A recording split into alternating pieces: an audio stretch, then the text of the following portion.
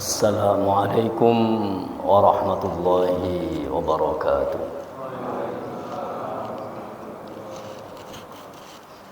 Bismillahirrahmanirrahim. Alhamdulillahi rabbil alamin. Assalatu wassalamu ala asyrafil anbiya'i wal mursalin wa ala alihi wa sahbihi ajma'in. Rabbi shrah li sadri wa yassir li amri wa hlul 'uqdatam min lisani yafqahu qawli. Qala rabbi awzi'ni an ashkura ni'mataka allati an'amta 'alayya wa 'ala walidayya wa an a'mala salihan tardahu wa adkhilni bi rahmatika fi 'ibadika as-salihin. Amma ba'du, fa ya ayyuhal muslimuna usikum wa nafsi bi taqwallahi faqad fazal muttaqun. Para hadir kaum muslimin muslimat rahimana wa rahimakumullah. Sepindah monggo sareng-sareng lahiraken rasa syukur dumateng Allah Subhanahu wa taala kanthi waosan alhamdulillahi rabbil alamin. Salawat lan salam mugi katur dumateng Kanjeng Nabi Muhammad sallallahu alaihi wasallam. Keluarga lan sahabat-sahabatipun mugi-mugi lumeber dumateng sedaya umat Islam lan kita pikantuk syafaatipun wonten ing dinten kiamat. Amin ya rabbal alamin. Bapak Ibu ingkang minulya, wonten ing ayatipun Allah Subhanahu wa taala punika dawuh, innallaha ashtara minal mu'minina anfusahum wa amwalahum bi anna lahumul jannah yuqatiluna fi sabilillah fayaqtuluna wa yuqtalun wa'dan 'alaihi haqqan fit Taurati wal Injil wal Qur'an. Al-ayat ingkang artosipun sesungguhnya Allah Subhanahu wa taala membeli dari orang-orang yang beriman jiwanya, hartanya dibeli oleh Allah dengan surga. Mereka adalah orang-orang yang berjuang di jalan Allah, berperang di jalan Allah sehingga terbunuh atau mereka menjadi syahid. Allah Subhanahu wa taala menjanjikan yang demikian di dalam kitab Taurat, Injil dan Quran. Barang siapa yang memenuhi janjinya di hadapan Allah, maka Allah Subhanahu wa taala berikan limpahan karunia yang nyata. Innallaha ashtara. Allah membeli. Siapa penjualnya? Sinten ingkang sadean berarti. Diibaratkan bahwa ibadah kita, salat, puasa, zakat, haji dan semua bacaan Al-Quran serta zikir kita itu Allah ganti, Allah beli. Dengan apa? Dengan surga yang luasnya seluas langit dan bumi, dan mereka tidak pernah akan mendapatkan kesulitan di sana. Bapak Ibu ingkang artosipun ishtara punika adalah bahwa kemurahan yang Allah berikan kepada umat manusia. Manusia diciptakan oleh Allah dengan izinnya, dengan kehendaknya. Kita diciptakan oleh Allah menjadi makhluk yang paling istimewa. Istimewanya adalah semua alam, semua makhluk telah diberikan oleh Allah Subhanahu wa taala ketundukan kepada manusia. Seluruh alam tunduk dan ditundukkan oleh Allah untuk manusia. Monggo jenengan tingali mawon. Mana yang tidak Allah tundukkan untuk manusia? Mataharinya Allah ciptakan adalah untuk menjaga kehidupan bumi, dan yang teristimewa di bumi adalah manusia. Manusia diberikan oleh Allah kehangatan melalui matahari. Matahari yang diciptakan oleh Allah Subhanahu wa taala dengan begitu terang menyinari dunia, yang paling banyak memanfaatkan adalah manusia. Sakhkhara lakum ma fis samawati wal ard. Allah tundukkan udara untuk manusia. Allah tundukkan lautan untuk manusia. Allah tundukkan untuk semua hewan-hewan juga bagi manusia. Allah tundukkan untuk semua binatang, ternak dan peliharaan untuk manusia. Seniki pundi sing boten kangge manusia Bapak Ibu? Watu kangge sinten? Pasir lan sak pinunggalanipun ingkang wonten ing daratan utawi wonten ing lautan kangge sinten? Manusia. Woh-wohan, buah-buahan kangge sinten? Manusia. Saklajengipun tumbuhan sak cukupe, sayur mayur, tanam-tanaman dan pohon-pohon yang besar kangge sinten? Manusia. Diciptakan oleh Allah semuanya, ditundukkan untuk manusia. Gunung-gunung kangge sinten?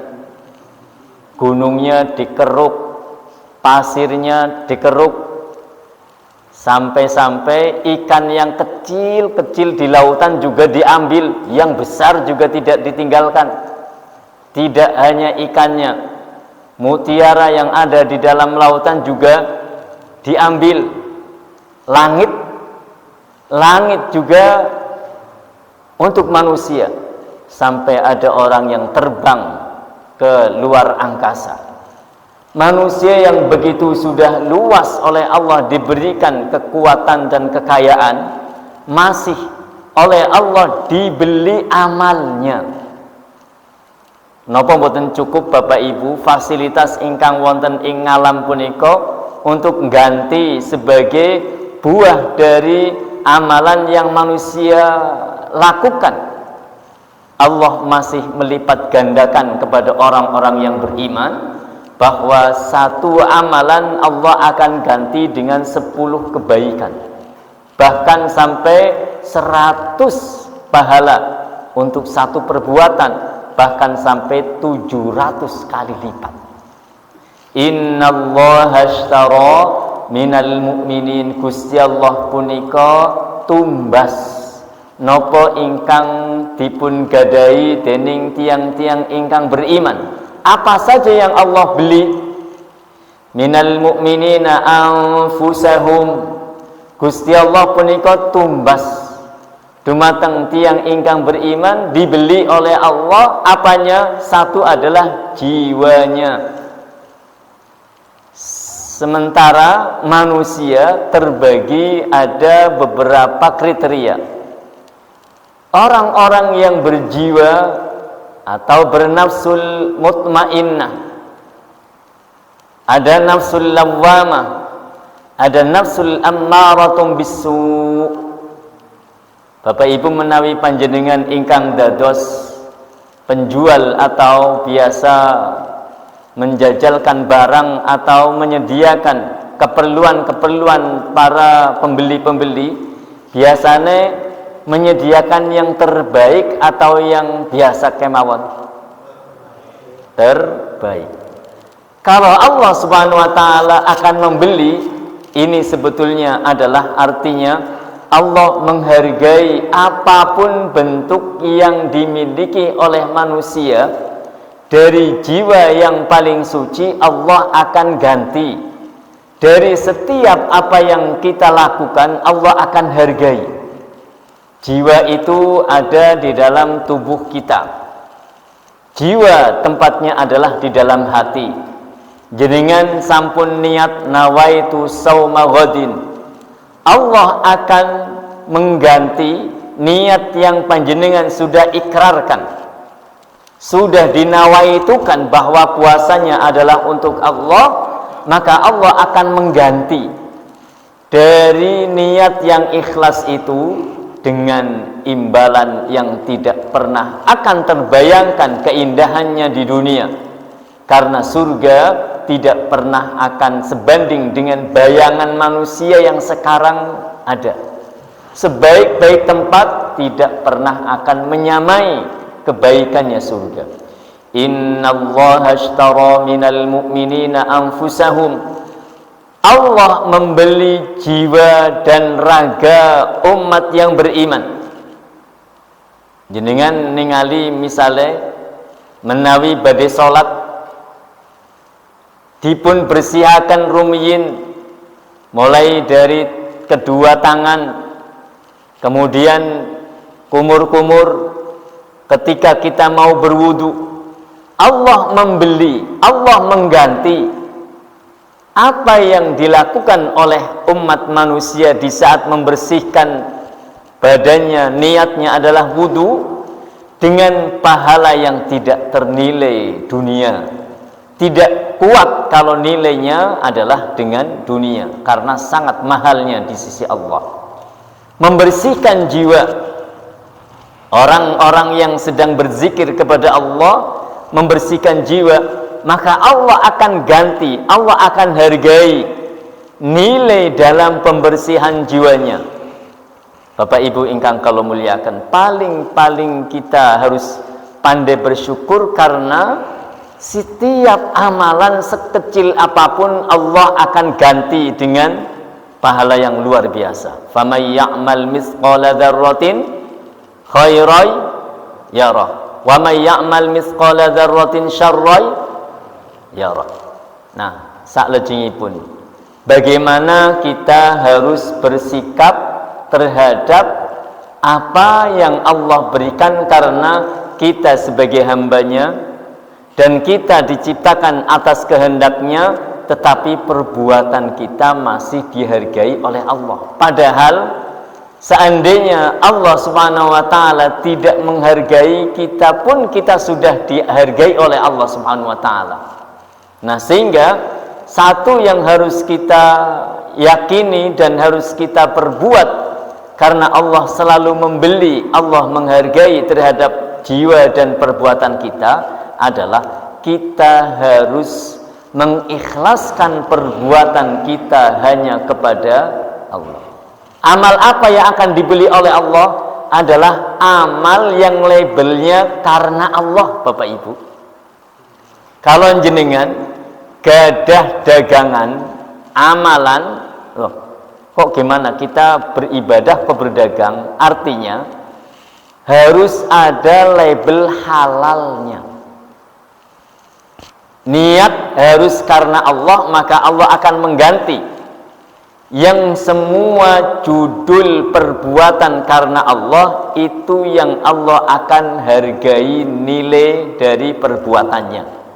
Yang kalau perbuatannya adalah untuk manusia, Gusti Allah boten badhe ganti, karena itu urusannya untuk manusia. Sehingga bentuk ibadah sekecil apapun, walaupun bentuknya mungkin bisa perbuatan-perbuatan dunia seperti berdagang atau mencangkul atau ke kantor, harus diniatkan karena Allah dan untuk Allah Subhanahu wa ta'ala. Apalagi yang seperti sholat, membaca Quran, puasa, harus karena Allah. Karena Allah itu akan mengganti segala sesuatu dari perbuatan jiwa kita yang berlabel karena Allah Ta'ala. Monggo menawi jenengan tingali maos Quran kangge sinten Bapak Ibu? Kangge Allah napa karena Allah? Karena Allah, untuk manusia bukan untuk Allah. Artinya kita membaca karena Allah yang memerintahkan, kemudian Allah berikan pahala bacaan Qur'annya untuk manusia. Jadi kalau kita membaca Quran, yang mendapatkan kebaikan adalah kitanya. Kalau kita sholat, sholatnya karena Allah, Allah yang memerintahkan, kemudian kita melaksanakannya, Allah akan mengembalikan kebaikan salat itu nilainya kepada hamba-hamba Allah Subhanahu wa taala. Innallaha ashtara minal mu'minin, yang dibeli oleh Allah adalah dari keikhlasannya. Yang kedua, dari kualitas ibadahnya. Harus didasari dengan kualitas nomor satu. Bagaimana caranya meningkatkan kualitas ibadah? Ibadah itu bisa berkualitas adalah dengan ilmu. Maka dalam ibadah semua harus sesuai dengan ilmunya. Bayangkan, kalau manusia beribadah tanpa ilmu, maka nanti niscaya akan melaksanakan perintah tidak sesuai dengan tata tertibnya, meninggalkan sesuatu yang kadang malah berharga, melanjutkan atau mengerjakan sesuatu yang tidak berharga. Ilmu menjadi syarat terbaik untuk menjaga kualitas ibadah. Monggo Bapak Ibu, dalam setiap kegiatan aktivitas beribadah harus ditekankan belajar ilmunya terlebih dahulu.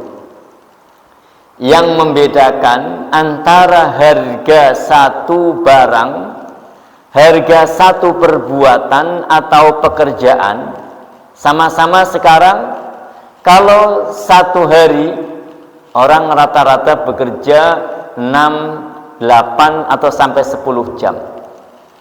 Tidak mungkin sama yang tanpa berijazah, tanpa berilmu, harganya untuk harian atau bulanan sampai tahunan, dengan orang-orang yang pekerjaannya berilmu dan mempunyai spesifik atau mempunyai kekhususan spesial di dalam ilmunya.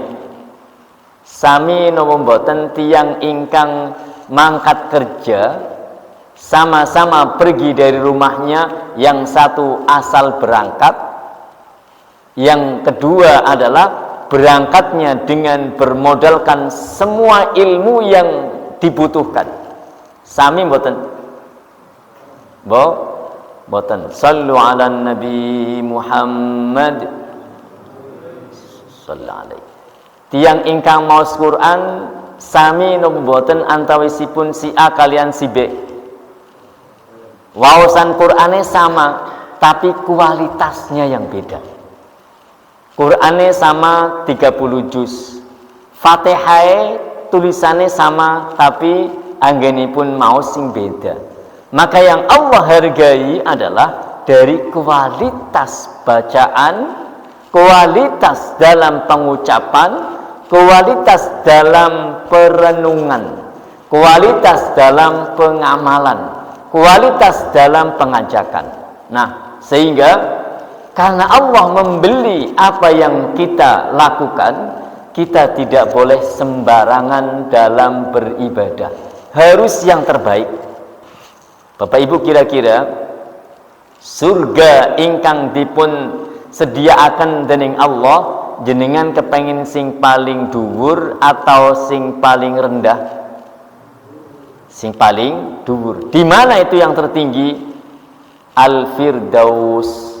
Siapa orang-orang yang akan menempati surga-surga Firdaus? Adalah yang disebutkan di dalam surat Al-Mu'minun. Qad aflahal mu'minun alladzina hum fi salatihim khashi'un. Orang-orang yang akan menempati surga Firdaus adalah mereka yang di dalam salatnya khusyuk. Pripun? Khusyuk di dalam salatnya. Allah akan mengganti salat yang khusyuk adalah dengan surga Firdaus. Khusyuknya salat salah satunya adalah menyatunya antara pikiran dengan hati dan gerakan badan. Khusyuk itu harus ada kekompakan pikiran, hati dan anggota badan. Khusyuk misalnya kados niki, imame takbiratul ihram, Allahu Akbar.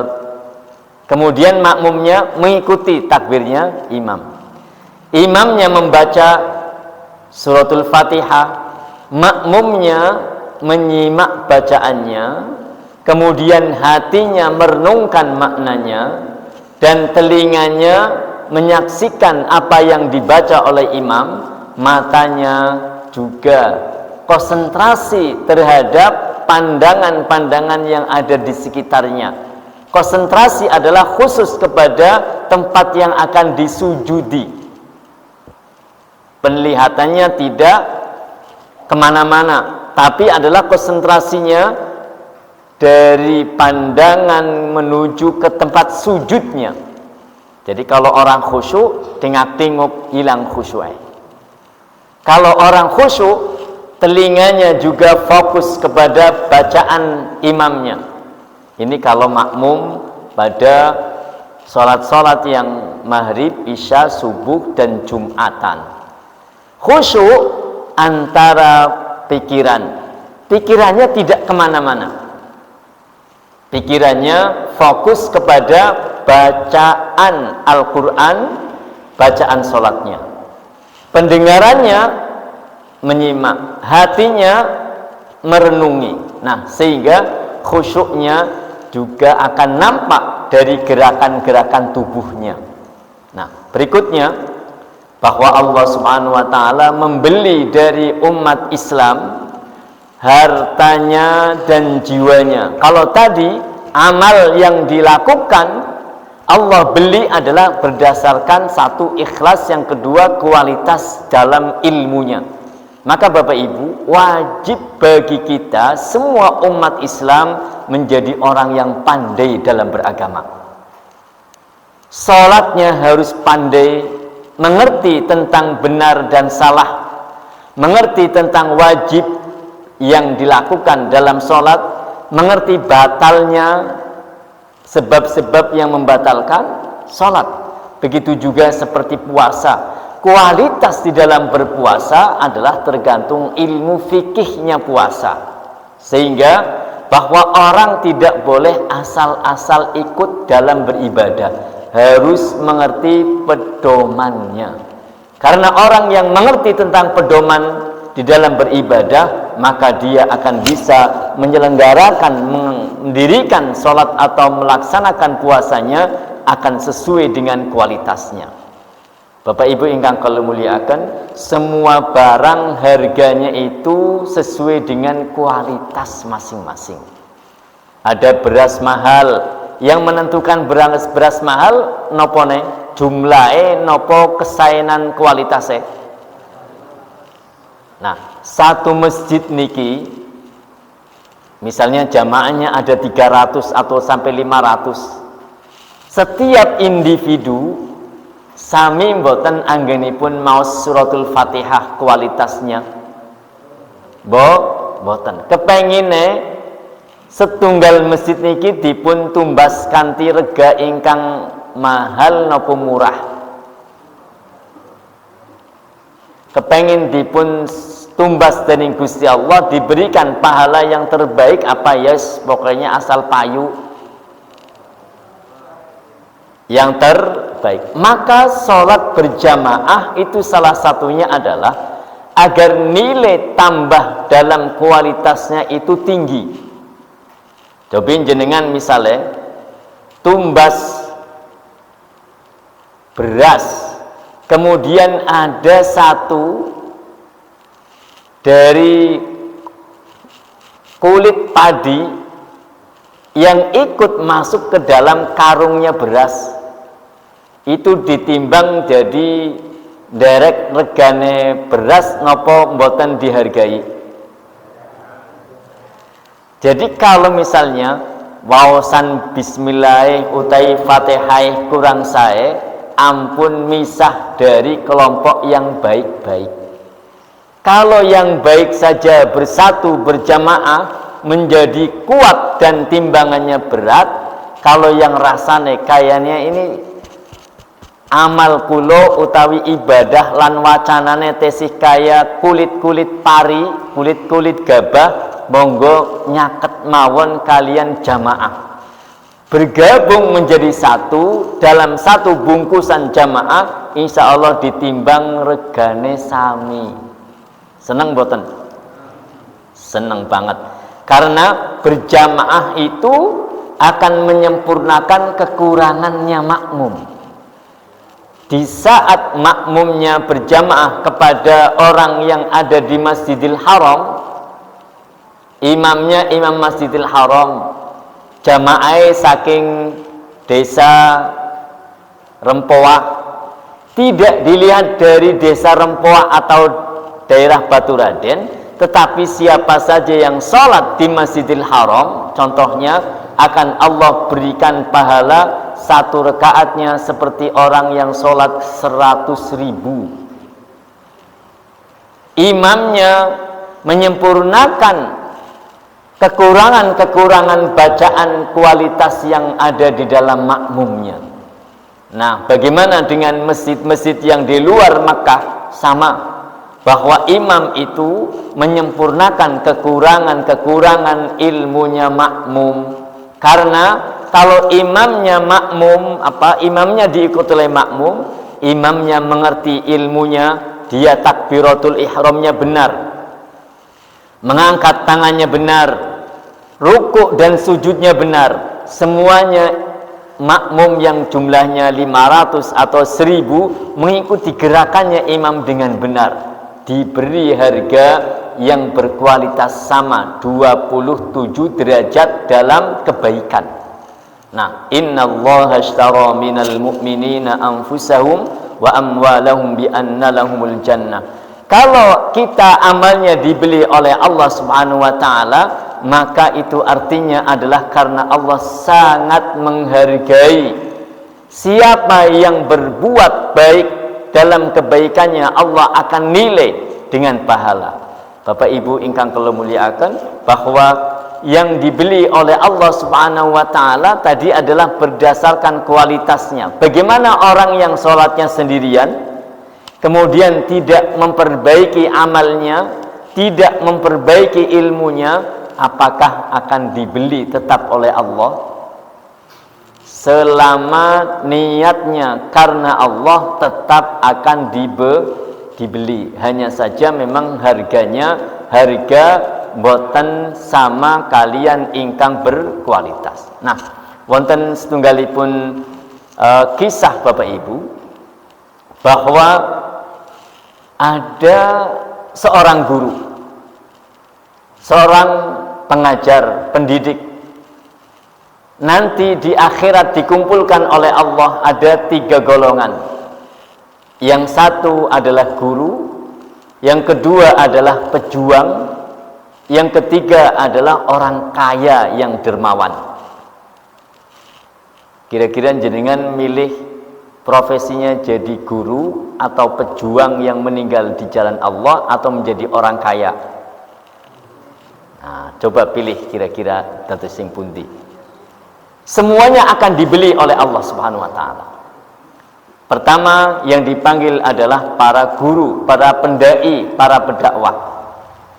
Dipanggil oleh Allah Subhanahu wa taala, wahai hamba-hambaku yang di dunianya mengaku berprofesi sebagai guru dan pendakwah, mari masuk kemari. Dipanggil satu persatu. Allah mengetahui apa yang ada di dalam hatinya masing-masing. Yang menjadi guru, yang menjadi pendakwah, ditanya, apa yang kamu lakukan di dunia? Kira-kira Gusti Allah saged dilemboni mboten? Mboten. Ditangledi kali Gusti Allah, apa yang kamu lakukan di dunia? Jawabnya, berdakwah di jalanmu, mengajarkan ilmu karenamu. Ini kalau laporannya ke atasan, yang di atas adalah masih manusia, kayaknya langsung ngandel nggih. Gusti Allah bisa membedakan mana yang berdakwah karena Allah, mana yang mengajar ilmu karena Allah, dan mana yang mengajar atau berdakwah bukan karena Allah. maka niat itu sangat mempengaruhi diterima atau tidaknya amal. Orang yang berdakwah mengatakan karena Allah, Gusti Allah, kamu tidak karenaku dalam berdakwah, kamu tidak karenaku dalam mengamalkan dan menyampaikan ilmu, kamu hanya semata-mata ingin terkenal di dunia, kamu hanya semata-mata ingin dihargai dan dihormati oleh manusia, maka aku tidak memperdulikan apa yang kamu lakukan. Karena yang kamu inginkan adalah kejayaan dan kemewahan dari manusia, maka silahkan ambil bagian dari manusia, sementara manusia sudah meninggalkan dunianya mereka semua. Rugi mboten? Rugi. Ini adalah contoh pendakwah, pengajak umat ataupun guru yang niatnya hanya sekedar karena dunia, prestasi manusia, kebanggaan sementara. Nah, akhirnya tempatmu bukan dekat denganku, tapi tempatmu adalah jauh sana dari rahmatku. Ini para guru, para pendai yang orientasinya adalah dunia, sehingga jangan pernah menyebut karena Allah kalau masih hanya sekedar ingin prestasinya dunia. Karena Allah nanti akan mengembalikan, sana minta kepada orang yang kamu harapkan kemuliaannya. Nah, berikutnya dipanggillah guru-guru yang karena Allah Subhanahu wa taala. Baru mereka mengatakan, kami berusaha mengamalkan dan menyampaikan ilmu yang telah kami terima. Gusti Allah ngudaneni ngertos napa ingkang dipun aturaken karena Allah, maka ini yang menjadi hamba-hamba Allah terdekat di sana. Yang kedua adalah para pejuang, pahlawan. Ada pahlawan dunia, ada pahlawan dunia akhirat. Pahlawan-pahlawan itu dipanggil oleh Allah. Yang meninggal di medan peperangan ternyata ada dua kriteria. Kriterianya adalah ingin terkenal sesama manusia, di kalangan manusia dikenal sebagai pahlawan. Ada yang dikenal oleh manusia dan diterima oleh Allah Subhanahu wa taala. Dipanggil orang-orang yang sudah meninggal di peperangan, yang mereka niatnya bukan karena Allah, dipanggil oleh Allah. Wahai orang-orang yang telah gugur dalam peperangan, apa yang kamu lakukan di dunia?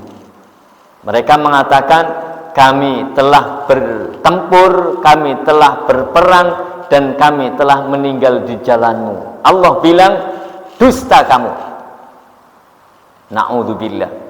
Karena tahu hatinya perangnya bukan karena Allah. Karena tahu bahwa di dalam keinginannya bukan karena Allah Subhanahu wa ta'ala. Akhirnya dikatakan, jika kamu perang karenaku, maka kamu perang karena akan meninggikan agama, bukan karena ingin diangkat oleh negara sebagai pahlawan. Maka tempatmu adalah tempat yang jauh dari rahmatku. Na'udzubillah. Ketika sudah berperang, tapi perangnya karena hawa nafsu, ingin terkenal, akhirnya menjadi tempat tinggalnya bukan di surga, tapi di neraka. Ada kisah Bapak Ibu, seorang sahabat yang di dalam pertempurannya itu terbunuh. Akhirnya Rasulullah SAW meminta kepada sahabat-sahabat yang ikut dalam peperangan, cari semua sahabat-sahabatku yang sudah gugur dalam peperangan ini. Semua sahabat mencari siapa yang gugur, dilaporkan kepada Rasulullah, ini sudah meninggal, ini sudah meninggal. Kemudian Rasulullah SAW ditanya, ya Rasul, mana yang diterima oleh Allah? Ada seorang sahabat yang ternyata Rasulullah SAW sampaikan dalam kisahnya bahwa ini tidak syahid di jalan Allah. Ini meninggal karena dia mendahului sebelum ajalnya tiba. Ajalnya tiba itu memang sudah ditulis oleh Allah takdir kematian, tetapi dia membunuh dirinya sebelum dibunuh oleh musuh. Jadi ketika perang, sebelum dia dibunuh oleh musuhnya, dia memasukkan atau menusukkan pedangnya ke dalam tubuhnya sendiri. Ini disebut oleh Rasulullah, ini bukan syahid, karena dia mendahului ajal dari Allah Subhanahu wa ta'ala. Nah, Bapak Ibu ma'asyiral muslimin rahimakumullah, bahwa berjuang harus semata-mata karena Allah Subhanahu wa ta'ala. Orang yang di dalam perjuangannya karena Allah, Allah tidak pernah akan menanya, karena dari niatnya sudah benar. Tapi kalau orang sudah ditanya oleh Allah, ini pasti ada sesuatu yang bertentangan dengan agama atau bertentangan dengan niat yang Allah Subhanahu wa ta'ala ketahui. Yang ketiga adalah orang yang hartanya banyak, yang terkenal dengan dermawannya. Wahai para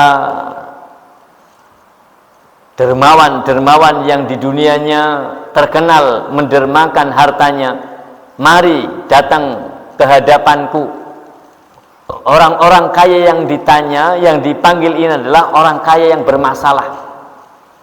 Adalah mereka yang dalam mentasarufkan hartanya, memberikan kepada fakir miskin, punya embel-embel biar dikenal menjadi dermawan.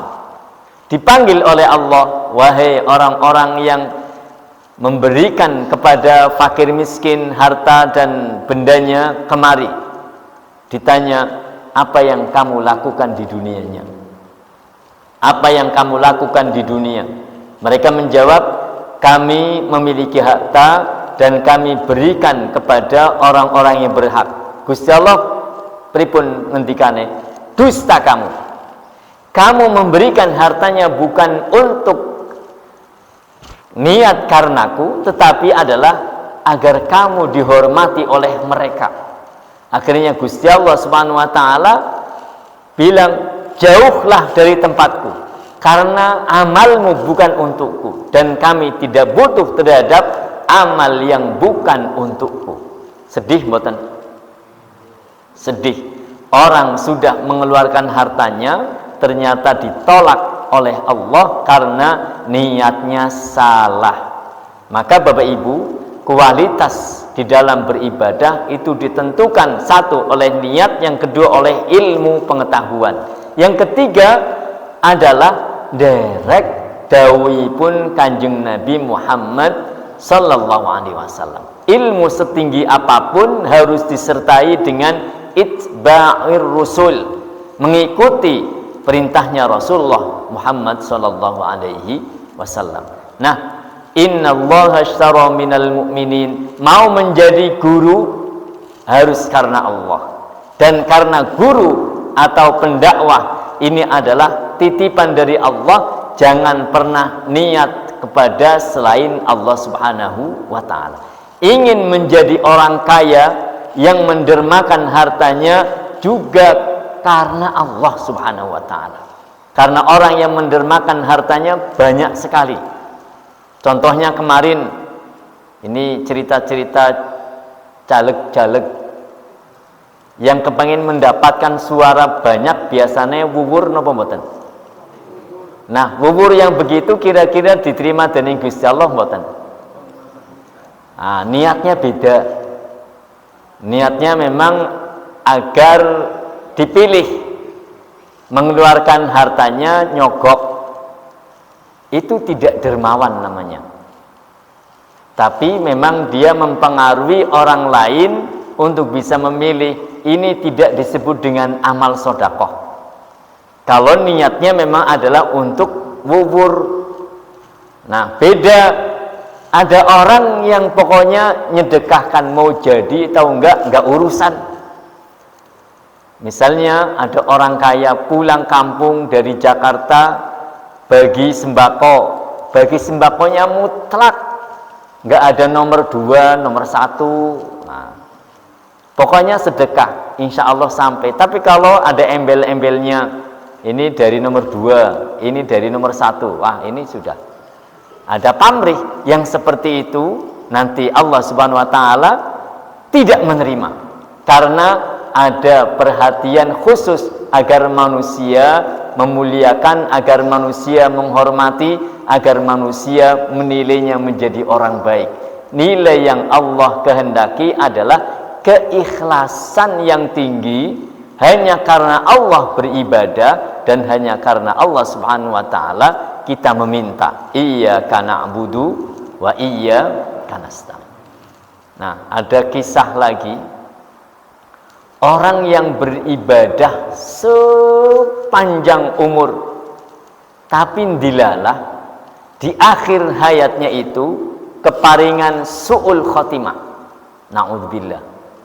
Bal'am al-Ba'ura adalah seorang yang sangat alim, yang sangat tinggi dalam beribadahnya, tapi boten dipun kersakaken dening Gusti Allah Subhanahu wa taala sebab nopo pernah makar, pernah membela orang yang memberontak Kanjeng Nabi Musa alaihissalam. Maka tadi syarat untuk diterima amal adalah ikhlas, ilmu, dan derek dumateng Kanjeng Nabi Muhammad SAW. Di saat Bal'am bil Ba'ura ini ada yang mengisahkan seandainya husnul khotimah, insya Allah mereka mengatakan bahwa Bal'am adalah kelasnya para nabi karena ibadahnya itu luar biasa. Tapi satu saat ketika kaumnya Nabi Musa alaihissalam menyebarkan dakwah sampai ke negeri Yaman, dan kemudian negeri itu yang dimana Bal'am Ba'ura ada mengatakan dikuasai oleh penguasa yang mungkar. Mereka tidak terima kalau Nabi Musa datang ke negeri itu, dan dimana Bal'am bil Ba'ura ini adalah sebagai seorang yang sangat dikenal zuhud dan dikenal oleh umatnya adalah orang yang sangat alim, sehingga Bal'am ini didatangi oleh penguasa yang tidak sependapat dengan Nabi Musa alaihissalam. Akhirnya Bal'am ini diminta untuk mendoakan agar Nabi Musa jangan masuk, kalau toh masuk jangan diberikan kemenangan oleh Allah Subhanahu wa taala. Naudzubillah, ada orang yang diminta untuk memusuhi nabinya Allah. Orang hebat atau orang tidak hebat kalau begitu? Orang hebat tetapi diminta oleh penguasa yang zalim memusuhi kekasihnya Gusti Allah. Nah, inilah ujian-ujian tidak hanya akhir zaman. Dari dulu memang sudah ada cara-cara penguasa zalim meminta kepada orang yang baik untuk memusuhi kekasih-kekasih Allah. Ada yang seperti itu. Nah, sehingga Bal'am bil Ba'ura akhirnya ditarik oleh Allah lidahnya di saat mendoakan buruk kepada Nabi Musa. Na'udzubillah. Nah, Bapak Ibu ingkang kula muliakan, innallaha ashtara minal mu'minina anfusahum wa amwalahum bi anna lahumul jannah.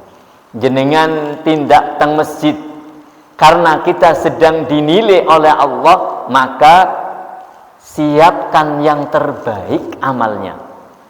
Ngagem rasukan boten sekedar ngagem, yang terbaik. Karena kita dinilai jalannya dari rumah menuju ke masjid pakai baju yang bagus. Tindaknya juga sedang dinilai oleh para malaikat. Jalanlah dengan jalannya orang yang terhormat. Tidak kesusu, tidak juga landai, terlalu landai. Jalan yang tegap dan berwibawa. Karena kita juga sedang dinilai oleh Allah Subhanahu wa taala dalam perbuatan kita, maka jadilah yang terbaik dalam sikap ketika kita berdoa, membaca ayat-ayat, dan juga letakkan bahwa kebaikan itu adalah pada akhirnya, yaitu di tangan Allah Subhanahu wa taala, sehingga ciri-cirinya adalah yang tidak membuat kanan dan kirinya terusik atau terganggu. Orang-orang yang masih mengusik kanan dan kirinya merasa terganggu, ini di dalam ibadahnya belum maksimal. Jadi kalau kita ingin dinilai baik oleh Allah Subhanahu wa taala, salah satunya adalah berbuatlah baik dan jangan pernah nyikut kanan nyikut kiri dalam kebaikan. Ada orang yang baiknya tapi dengan cara menunjukkan kejelekan orang lain, nggak perlu. Ada orang yang kampanyenya modelnya itu adalah menjelekan musuhnya, bukan perlu. Kalau kita ingin baik, tunjukkan kalau kita baik, biar yang tidak baik Allah Subhanahu wa taala yang akan menunjukkan sendiri. Jadi kadang-kadang ada orang kepengen ditunjukkan bahwa dia adalah baik dengan cara mengatakan itu loh yang sana-sana nggak baik. Itu malah kelihatan kalau dia tidak baik. Nah, Bapak Ibu ingkang kula muliakan, ayat ingkang waosipun wau innallaha ashtara minal mu'minina anfusahum wa amwalahum bi anna lahumul jannah, harta kita, jiwa kita, badan kita, dan semua yang Allah berikan kepada kita, Allah akan kembali tebus, Allah akan kembali hargai dengan nilai yang sangat istimewa. Untuk itu, mari kita bungkus semua apa yang kita miliki hanya karena Allah. Karena yang akan dibeli oleh Allah adalah yang ada tulisannya lillahi ta'ala. Mendidik anak untuk siapa Bapak Ibu? Jenengan karena siapa mendidik putra putri? Karena Allah. Kalau mendidik anaknya karena Allah, semua jerih payahnya Allah akan ganti. Tapi kalau jenengan anggenipun didik anak mendapatkan nanti kebahagiaan di akhir kehidupan, itu saja yang akan didapat. Gusti Allah mboten badhe maringi ganti. Nah, kepengene pripun? Ya diganti dening Gusti Allah Subhanahu wa taala dan mendapatkan kebahagiaan. Gak usah diniatkan mendapatkan kebahagiaan dunia, pasti akan dapat. Tapi niatkanlah bahwa ini adalah mengingat dan mengikuti perintah Allah, bahwa kita dianjurkan untuk menjaga keluarga dan mendidik mereka agar mengenal agama dengan sebaik-baiknya. Ngaten, monggo sarang-sarang niati semua aktivitas kita dari yang terkecil sampai yang terbesar karena Allah Subhanahu wa taala. Label halal penting banget. Yang dibeli oleh Allah hanya yang halal-halal saja. Yang lillahi ta'ala itu yang akan diambil oleh Allah. Nah, mari Ramadan kita jadikan adalah pemurnian ibadah, pembersihan niat, dan niatkan segala aktivitas hanya karena Allah, ditunjang dengan ilmu yang tinggi. Karena ilmu ini akan menjadi pembeda antara yang berkualitas amalnya dan yang tidak berkualitas. Monggo sarang-sarang donga, mugi-mugi amal kita saged dipun tampi dening Allah Subhanahu wa taala. Dan sedaya ucapan utawi gerakan kita juga semua keinginan kita menjadi amal yang Allah terima. Amin ya rabbal alamin. Monggo kawula cekapi semanten menawi badhe wonten ingkang tanglet kawula aturaken. Monggo. Nggih. Terima kasih waktunya. Saya ada pertanyaan 3 nih Pak Ustaz. Yang pertama, ada doa khusus supaya sholat kita itu apa atau tidak. Yang kedua, kalau kita makmum di bulan Ramadan tapi bacaan imamnya ini kurang fasih, baik tajwidnya maupun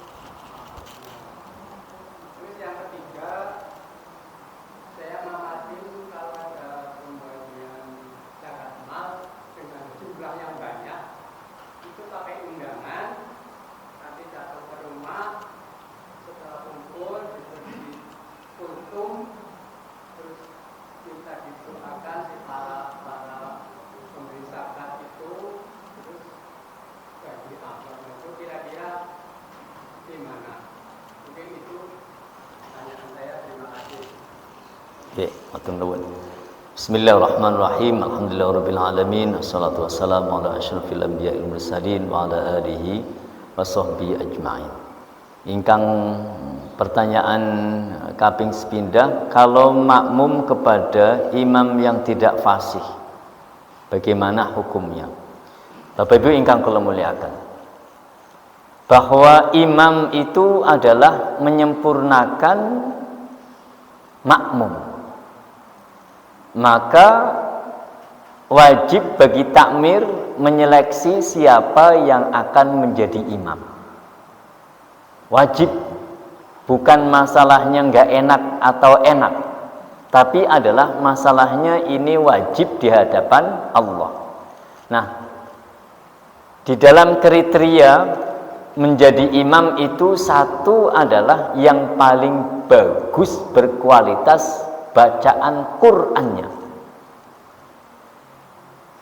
dipenuhi dan disyaratkan lagi adalah bahwa pengetahuan tentang hukum fikih di dalam sholatnya adalah memenuhi syarat.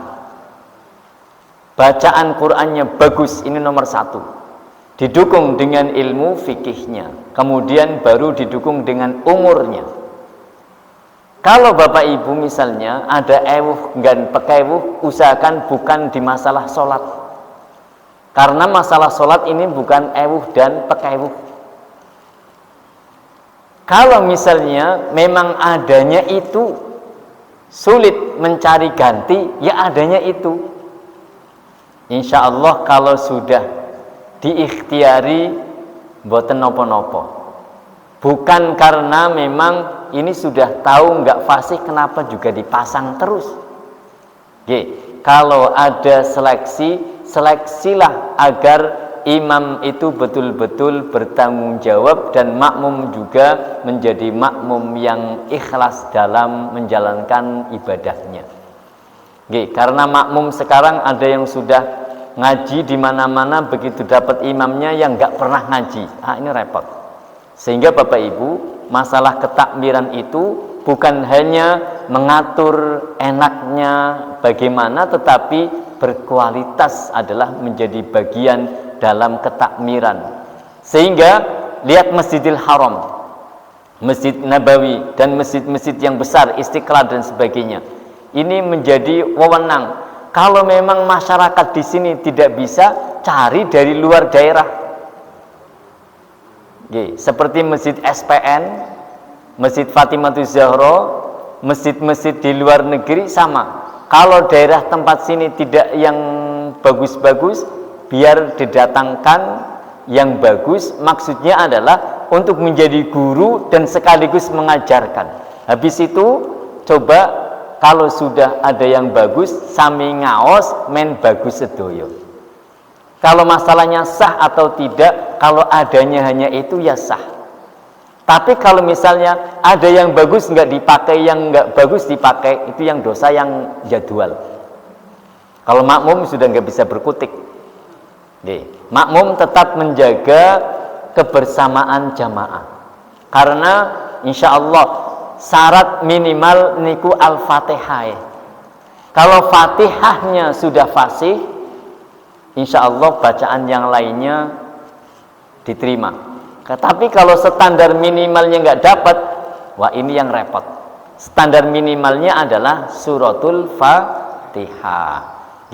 Ini memang menjadi problem di seluruh masjid yang memang generasinya tentang Qur'annya ini masih belum berkualitas. Caranya memang mau tidak mau mengkader, mendidik putra-putri generasi setempat untuk disekolahkan, dipondokkan di tempat di mana Qur'annya bagus.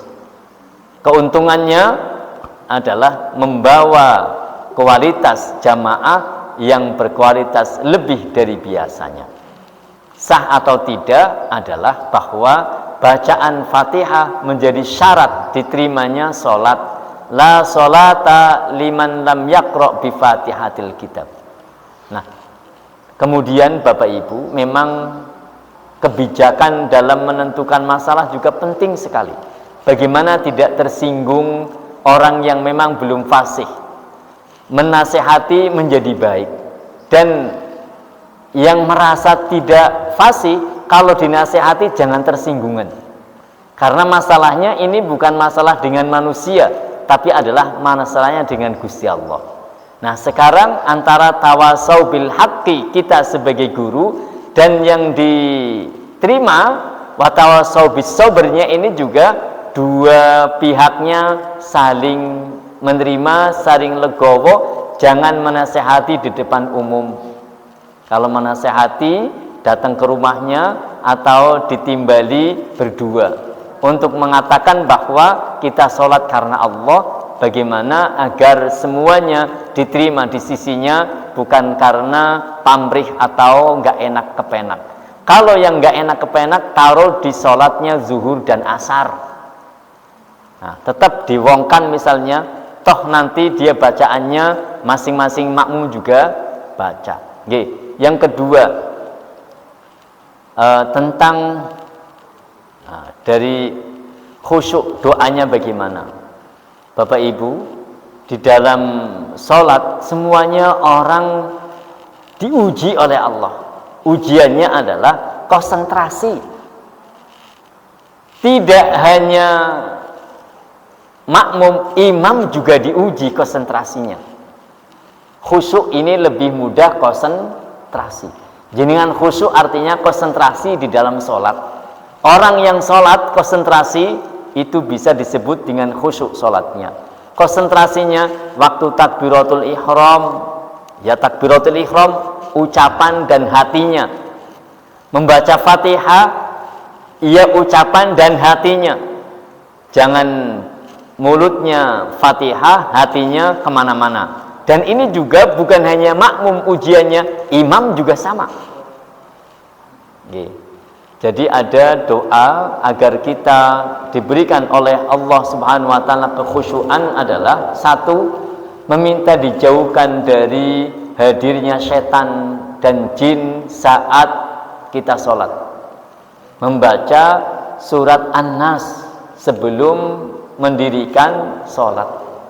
Qul a'udzu birabbin nas, malikin nas, ilahin nas, min syarril waswasil khannas alladzi yuwaswisu fi sudurin nas minal jinnati wan nas. Karena setan dan waswas di dalam hati itu hanya Allah yang bisa menghindarkan.